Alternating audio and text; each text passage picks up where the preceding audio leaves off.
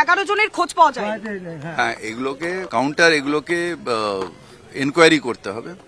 তারপর এখানে যা অবস্থা আছে এগুলোকে পাঠানো হচ্ছে ফরেন্সিকে। এদের ফরেন্সিক টেস্ট, ডিএনএ টেস্ট না করা পর্যন্ত, কোর্টের অর্ডার না আসা পর্যন্ত এটা আমরা করা যায় না। সেটা পুলিশ ব্যবস্থা করছে এবং আপনাদের একটাই নিয়ে অ্যাসিওর করছি, ল ইজ ফর এভরিওয়ান, আর আইন আইনের পথে চলবে। কিন্তু স্যার আপনার আসতে এত সময় কেন লাগলো? আমরা দেখলাম যে 2 দিন ধরে আগুন জ্বললো। এর আগে অনেকে এসছে।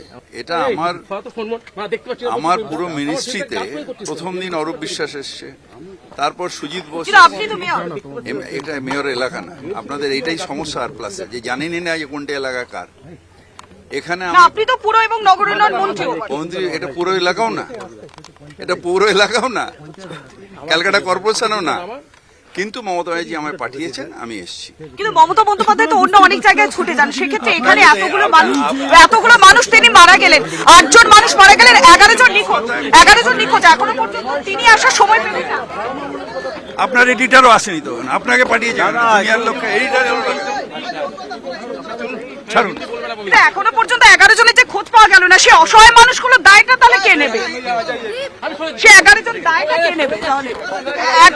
11 জনের এখনো পর্যন্ত খোঁজ পাওয়া গেল না।